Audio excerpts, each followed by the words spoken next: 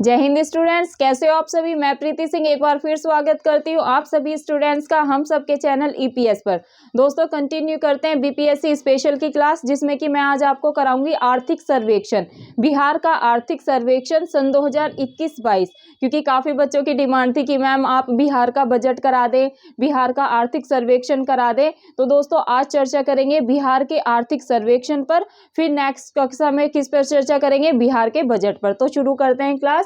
दोस्तों बिहार की आर्थिक स्थिति के बारे में जानते हैं। पहला ही क्वेश्चन कैसे बनेगा आपका, साथ साथ क्वेश्चन के फॉर्म भी मैं आपको बताते हुए चलूंगी। पहला क्वेश्चन बनेगा दोस्तों, बिहार आर्थिक सर्वेक्षण रिपोर्ट सन 2021-22 ये किसने प्रस्तुत की। क्या क्वेश्चन बनेगा, ध्यानपूर्वक दोस्तों आपको ये क्लास को देखना है और बिल्कुल भी कक्षा को स्किप नहीं करना है।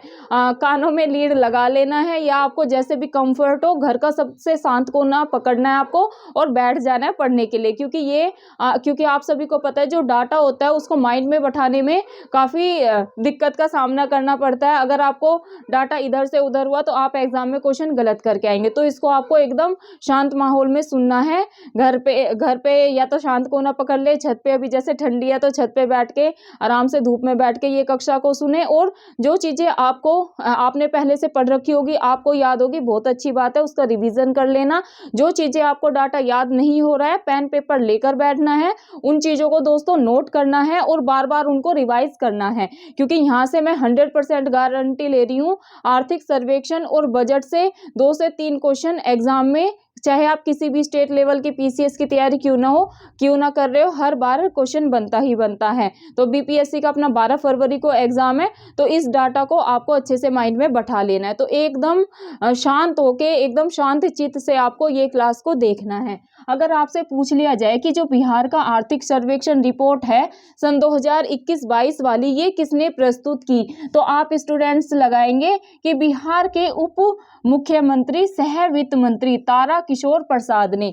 जब दोस्तों सन 2021-22 में आर्थिक सर्वेक्षण बिहार का प्रस्तुत किया गया था, ये किसने किया, उस समय उप मुख्यमंत्री कौन थे, उस समय उप मुख्यमंत्री थे तारा किशोर प्रसाद। आप आंसर ये लगा के आएंगे कि अगर पूछ लिया जाए आर्थिक सर्वेक्षण को किसने प्रस्तुत किया, तो उप मुख्यमंत्री वित्त मंत्री कौन थे उस समय में, तारा किशोर प्रसाद। तो आप आंसर लगाएंगे तारा किशोर प्रसाद। और दोस्तों अभी हाल ही में बिहार की उप मुख्यमंत्री कौन है, ये है तेजस्वी यादव। ये आप ध्यान में रखेंगे।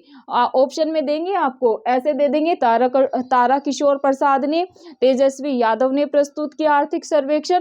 1-2 आपको और ऑप्शन में देंगे। तो आप क्या लगाएंगे, आप लगाएंगे तारा किशोर प्रसाद। ये आप ध्यान में रखेंगे। अब दोस्तों बात करते हैं, इन्होंने ये आर्थिक सर्वेक्षण कब प्रस्तुत किया। तारा किशोर प्रसाद जी ने आर्थिक सर्वेक्षण सन 2021-22 वाला कब प्रस्तुत किया।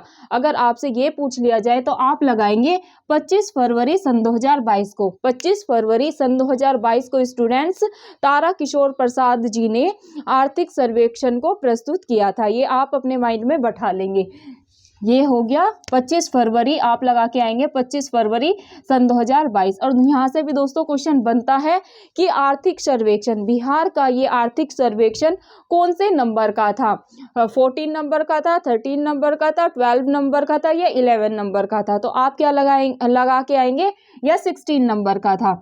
ऐसे आ जाए बिहार का आर्थिक सर्वेक्षण रिपोर्ट ये कौन से नंबर की थी, 15, ए में दे देंगे 15वीं, बी में दे देंगे आपको 16वीं, सी ऑप्शन दे देंगे 17वीं और डी दे देंगे 18वीं। तो आप ध्यान में रखेंगे ये आर्थिक सर्वेक्षण 16वें नंबर का था। कितने नंबर का था स्टूडेंट्स, 16वें नंबर का था। ये डाटा आप अच्छे से माइंड में बिठा लेंगे। अब दोस्तों बात करते हैं कि भाई जो सन 2020-21 के बीच मुद्रास्फीति दर कितनी रही।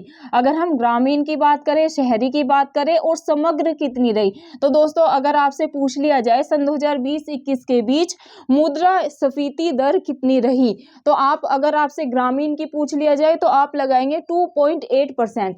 कितनी रही ग्रामीण की, 2.8%। ये आप ध्यान में रखेंगे। अगर आपसे शहरी की पूछ लिया जाए तो स्टूडेंट्स आप लगाएंगे 4.9%। कितनी, 4.9%।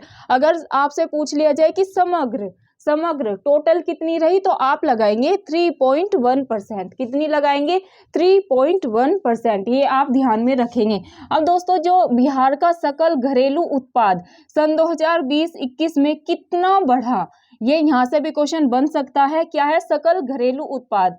तो अगर पूछ लिया जाए बिहार का सकल घरेलू उत्पाद सन 2020-21 में कितना बढ़ा, तो इसका उत्तर होगा मात्र 2.5% बढ़ा। अगर दोस्तों आपसे एग्जाम में क्वेश्चन पूछ लिया जाए बीपीएससी के में कि भाई बिहार का सकल घरेलू उत्पाद सन 2020-21 में कितना बढ़ा, आपको ऑप्शन में दे दिया जाए 2.5% बढ़ा, 2.6% बढ़ा, 3.5% बढ़ा या 4.5% बढ़ा, तो आप स्टूडेंट्स लगा के आएंगे कि भाई बिहार का सकल घरेलू उत्पाद सन 2020-21 में बढ़ा 2.5%। कितना, 2.5%। अब दोस्तों ये इतना कम क्यों बढ़ा, क्योंकि आप सभी को पता है सन 2020 और 21 भारत किससे जूझ रहा था दोस्तों, भारत जूझ रहा था कोविड-19 से, कोरोना वायरस से जूझ रहा था। तो इस वजह से दोस्तों ये इतना 2.5% बढ़ा है। अगर कारण पूछ लिया जाए बिहार में लॉकडाउन के प्रभाव के कारण दोस्तों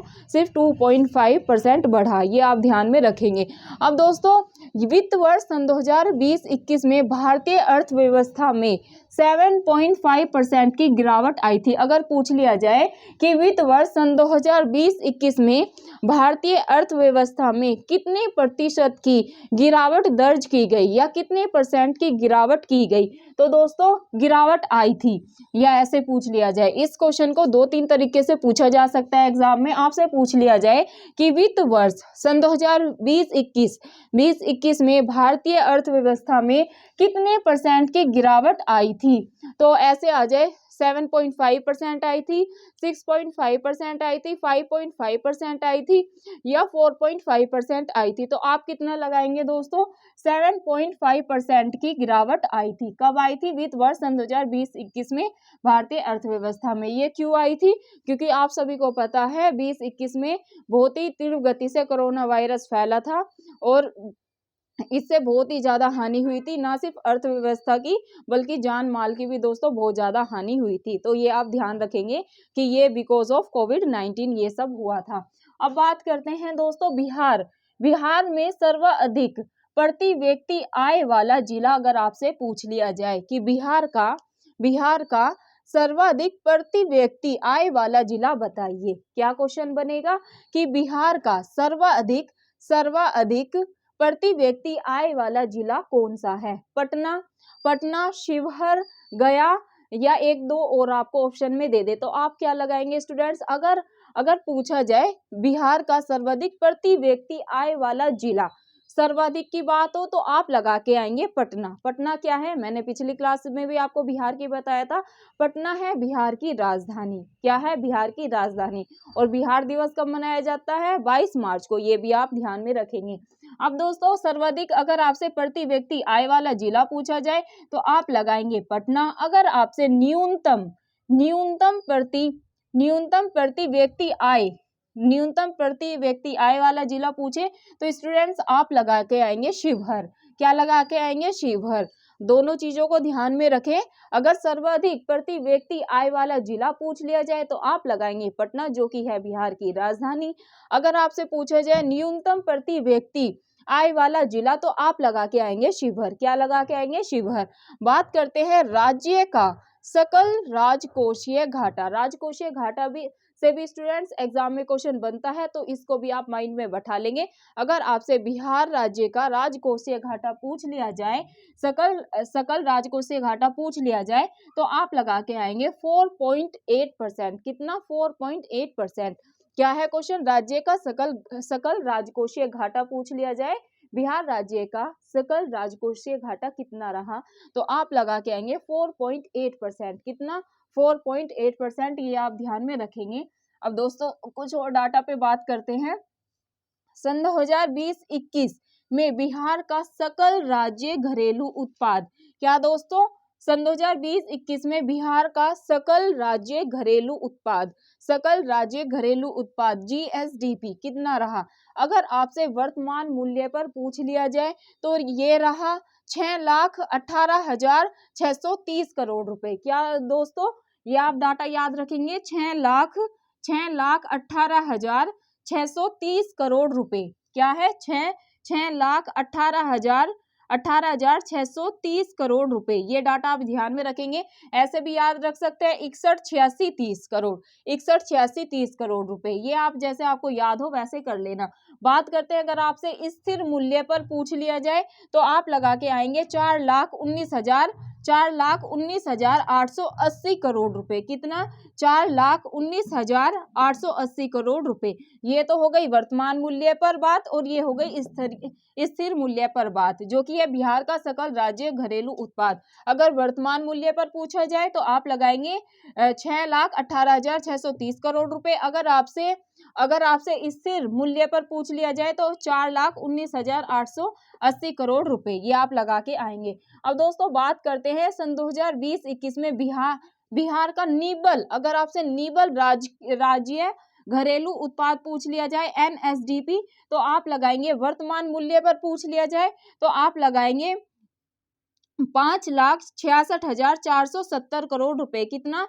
5,66,470 करोड़ रुपए। अगर आपसे स्थिर मूल्य पर पूछ लिया जाए तो आप संख्या भी याद कर सकते हैं, 37,95,50 करोड़ रुपए। कितना? 37,95,50 करोड़ रुपए। जैसे आपको संख्या याद हो, आपको बस ये संख्या को स्टूडेंट्स माइंड में बैठा लेना है। अब दोस्तों बात करते हैं सन 2020-21 में सकल राज्य घरेलू उत्पाद में विभिन्न क्षेत्रों का क्या हिस्सा रहा? ये काफी महत्वपूर्ण है, इस पर आप एकदम अच्छे से फोकस करके सुनिएगा और इस डाटा को आपको अच्छे से माइंड में बैठा लेना है। यहाँ से आपको क्वेश्चन मिल सकता है देखने को। क्या है स्टूडेंट्स?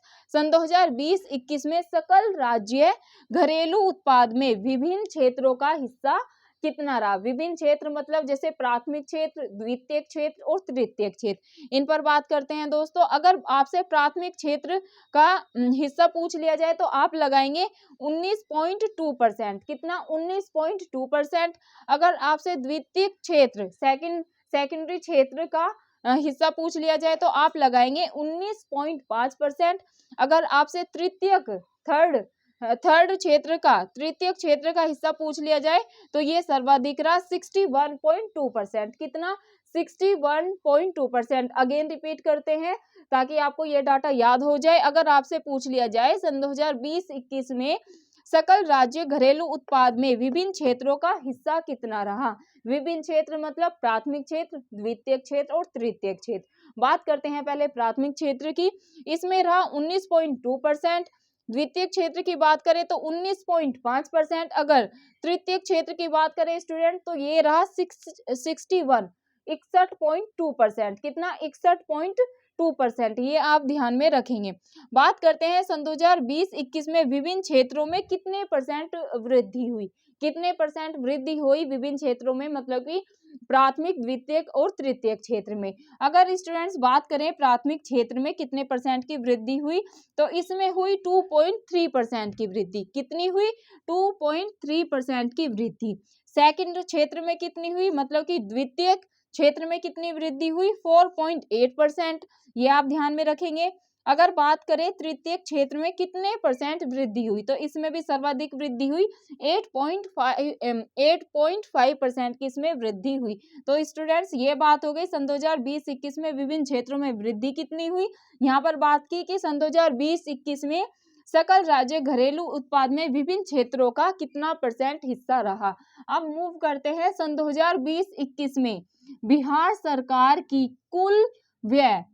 सरकार का कुल व्यय कितना रहा? क्या है स्टूडेंट्स? सन 2020-21 में बिहार सरकार की कुल व्यय कितना रहा? तो ये रहा 1,65,696 करोड़ रुपए। कितना? 1,65,696 करोड़ रुपए। ये डाटा आप याद रखेंगे कि कितना व्यय हुआ। व्यय और कुल प्राप्ति से भी क्वेश्चन बनते हैं। तो क्या है क्वेश्चन? बिहार सरकार की कुल व्यय, तो ये है 1,65,696। ये आपको संख्या याद कर लेनी है। संख्या या तो आप लाख में याद कर ले, जैसे कि 1,65,696 करोड़ रुपए, या आप ऐसे याद कर ले कि 165,696 करोड़। जैसे आपको याद हो वैसे आप संख्या को याद कर लेना। कई को हिंदी में याद हो जाता है ना, जैसे अब 2 में तोड़ लिया। ये 165 और 696 करोड़, कितना? 165 696 करोड़। 2-3 बार रिपीट करेंगे ना तो याद हो जाएगा कि भाई ये बिहार सरकार की कुल व्यय है। कितना? ये बिहार सरकार का कुल व्यय कितना है? 165,696 करोड़। कितना? 165,696 करोड़। किसी को ऐसे याद हो तो ऐसे कर लो, किसी को ऐसे याद हो कि 1,65,696 करोड़, वो ऐसे याद कर लेना। याद करना अपन को कैसे भी करें, जैसे भी आपको माइंड में बैठाना है वैसे बैठा ले। अल्टीमेटली अपना उद्देश्य क्या है? एग्जाम को पार करना, बीपीएससी को पार करना, और अपने को डाटा याद करना है कि भाई जैसे भी साम दाम दंड भेद से अपने को याद हो वैसे याद कर लें। एग्जाम में आ जाए तो बस इतना हो, संख्या दिखे ना कि भाई ये तो हमने याद की थी, और उस पे आप राइट टिक लगा के आए। तो जिस बच्चे को जैसे कंफर्ट होता है, अंग्रेजी में याद हो जाती है संख्या, अंग्रेजी में याद कर ले, हिंदी में याद हो जाती है, हिंदी में याद कर ले। ये आपके ऊपर निर्भर करता है। बात करते हैं राजस्व व्यय की। अब कुल व्यय तो मैंने आपको बता दिया, अब याद करते हैं बिहार के राजस्व व्यय की। तो ये कितना है? 1,39,493 करोड़। कितना? 1,39,493 करोड़। ये बात दोस्तों करोड़ में ही चल रही है। कितना? 1,39,493 करोड़। अब आपको ऐसे याद हो ऐसे कर लेना, नहीं तो 1,39,493 करोड़, 1,39,493 करोड़, जैसे संख्या आपको याद हो वैसे कर लेना। वृद्धि कितनी हुई परसेंटेज में? 10.7% की वृद्धि हुई। कितनी? 10.7% की वृद्धि हुई। ये आपको ध्यान में रखना है। अब बात करते हैं पूंजीगत व्यय की। किसकी बात करते हैं? पूंजीगत व्यय की। अगर आपसे एग्जाम में बीपीएससी में पूंजीगत व्यय पूछ लिया जाए तो आप लगाएंगे 26,203 करोड़। कितना? 26,203 करोड़। 26,203 करोड़ कितना पूंजीगत व्यय हुआ। कितना? पूंजीगत अगर व्यय की बात हो तो आप लगा के आएंगे 26,203 करोड़। ये आप ध्यान में रखेंगे। वृद्धि कितनी हुई? वृद्धि कितने परसेंट की हुई? अगर परसेंटेज में वृद्धि पूछ लिया जाए तो आप स्टूडेंट्स लगाएंगे 30.5% की वृद्धि हुई। अब दोस्तों बात करते हैं गत वर्ष की तुलना में कुल व्यय में वृद्धि कितनी हुई। गत वर्ष का मतलब होता है पिछले वर्ष की तुलना में। पिछले वर्ष की तुलना में कुल व्यय में, कुल खर्च में कितने परसेंट की वृद्धि हुई? तो ये हुई है 30.4% की। अगर आपसे पूछ लिया जाए कि गत वर्ष की तुलना में, मतलब कि पिछले वर्ष की तुलना में कुल व्यय में, कुल खर्च में कितने परसेंट की वृद्धि हुई, तो स्टूडेंट्स आप लगाएंगे 30.4%। बात करते हैं राज्य सरकार की कुल बकाया देनदारी की। जीएसडीपी का आप उत्तर लगाएंगे, जीएसडीपी का 36.7%। अब बात करते हैं राजकोषीय वित्त व्यवस्था की। सन 2020-21 में बिहार सरकार की कुल प्राप्ति कितनी हुई? कुल व्यय और प्राप्ति बहुत ही ज्यादा महत्वपूर्ण है। कुल व्यय मैंने बता दिया आपको 165,696 करोड़ रुपए कुल व्यय इतना हुआ। अगर बात करें सन 2020-21 में बिहार सरकार की कुल प्राप्ति की, कुल प्राप्ति आखिरकार बिहार सरकार को कितनी हुई सन 2020-21 में, तो ये हुई है 1,64,903 करोड़ रुपए। ये संख्या आप स्टूडेंट अच्छे से माइंड में बैठा लेंगे। 1,64,903 करोड़ रुपए की कितनी हुई है? प्राप्ति हुई है। प्राप्ति हुई है। अगर आपसे बिहार आर्थिक सर्वेक्षण में सन 2020-21 के बिहार सरकार को कुल कितनी प्राप्ति हुई तो संख्या दी होगी, तो आप लगा के आएंगे 1,64,603 करोड़ रुपए की बिहार सरकार को कुल प्राप्ति हुई है। ये आप ध्यान में रखेंगे। अब इसमें राजस्व प्राप्ति कितनी है और पूंजीगत प्राप्ति कितनी है, उन पर चर्चा करते हैं। अगर राजस्व प्राप्ति पूछ लिया जाए तो 1,28,168 करोड़ रुपए। कितनी राजस्व प्राप्ति हुई है? 1,28,168 करोड़ रुपए की राजस्व प्राप्ति हुई है। कितने परसेंट अगर वृद्धि की बात करें तो 3.2% की वृद्धि हुई है। ये आप परसेंटेज में याद रखेंगे। और पूंजीगत प्राप्ति कितनी हुई है? ये हुई है 36,735 करोड़। कितना? 36,735 करोड़। ये संख्या में याद कर लेते हैं ना तो अच्छे से याद हो जाती है। ऐसे याद कर लोगे कि भाई पूंजीगत प्राप्ति हुई है 36,735 करोड़, ऐसे याद कर लेना। वृद्धि की अगर बात करें तो 25.9% की वृद्धि हुई है। कितनी वृद्धि हुई है पूंजीगत व्यय की, पूंजीगत प्राप्ति की, सॉरी, पूंजीगत प्राप्ति की अगर हम वृद्धि की बात करें परसेंटेज में तो आप लगा के आएंगे 25.9% की वृद्धि हुई है। अब दोस्तों बात करते हैं पिछले वर्ष की तुलना में कुल व्यय में कितने परसेंट की वृद्धि हुई है। तो ये मैंने पहले भी बताया, अगेन रिपीट कर रही हूँ क्योंकि यहाँ से आपसे क्वेश्चन पूछा जा सकता है। पिछले वर्ष की तुलना में मतलब विगत वर्ष की तुलना में कुल व्यय में वृद्धि कितनी हुई है, तो आप क्या लगा के आएंगे 13.4% की। पशुपालन क्षेत्र में कितने परसेंट की वृद्धि हुई है, तो आप लगाएंगे 10%। अगर आपसे पशुपालन क्षेत्र में वृद्धि पूछ ली जाए तो आप लगाएंगे 10% की। अगर मत्स्य मतलब कि मछली पालन में वृद्धि पूछ ली जाए तो स्टूडेंट्स आप लगा के आएंगे 7% की। कितने परसेंट की वृद्धि हुई है? 7% की मत्स्य पालन में वृद्धि हुई है। देन दोस्तों अगर एक दो इंफॉर्मेशन और है, डिजिटल कृषक सेवाएं देने के लिए कृषि विभाग द्वारा एक ऐप शुरू किया गया। अगर आपसे उस ऐप का नाम पूछ लिया जाए तो वो है बिहान। क्या है? बिहान। क्या है? डिजिटल कृषक सेवाएं देने के लिए कृषि विभाग ने। अगर आपसे क्वेश्चन ऐसे पूछ लिया जाए कि बिहान ऐप किसने शुरू किया, तो आप लगा के आएंगे कृषि विभाग ने ये ऐप शुरू किया है। देन मूव करते हैं आज के लास्ट क्वेश्चन पे जो कि है साक्षरता प्राप्ति। तो दोस्तों ये लक्ष्य रखा है सन 2030 तक 100% का लक्ष्य रखा है। साक्षरता प्राप्ति का अगर आपसे लक्ष्य पूछ लिया जाए तो 100% का लक्ष्य रखा है। कब तक?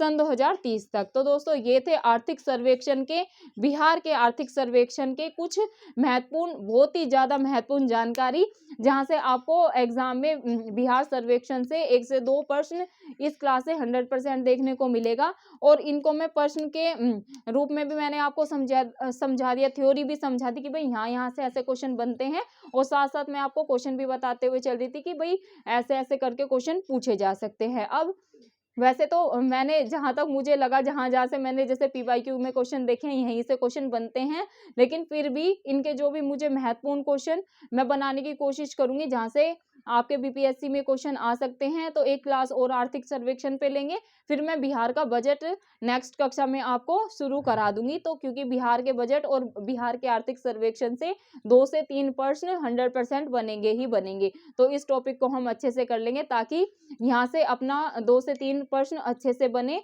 क्योंकि दोस्तों कुछ टॉपिक ऐसे होते हैं ना वहां से क्वेश्चन बनते ही बनते हैं। मैं आपको हर कक्षा में बताती हूँ कि जैसे संयुक्त सैन्य अभ्यास हो गया और सूचकांक हो गए और ये अपना कुछ जैसे जनगणना हो गई, यहाँ से हर बार क्वेश्चन बनते ही बनते हैं। बिहार या जैसे उत्तर प्रदेश के बच्चे पीसीएस के एग्जाम्स की तैयारी कर रहे हैं, एमपी पीसीएस के, तो वहाँ के सर्वेक्षण होता है, आर्थिक सर्वेक्षण होता है, वहां से और बजट से क्वेश्चन बनते ही बनते हैं। तो ये अपनी 2-3 क्लास लगेंगी अभी, एक तो बिहार के बजट की करेंगे और एक बिहार के आर्थिक सर्वेक्षण के एक क्लास और करेंगे, जिसमें कुछ और महत्वपूर्ण प्रश्न लेंगे जहां से क्वेश्चन बन सकते हैं। तो मुश्किल से इसकी 3 क्लास लगेगी और 3 क्लास लेंगे। अगर आप यहाँ से अपने 3-4 क्वेश्चन बनते हैं स्टूडेंट्स, तो ये कोई बहुत बड़ी बात नहीं है।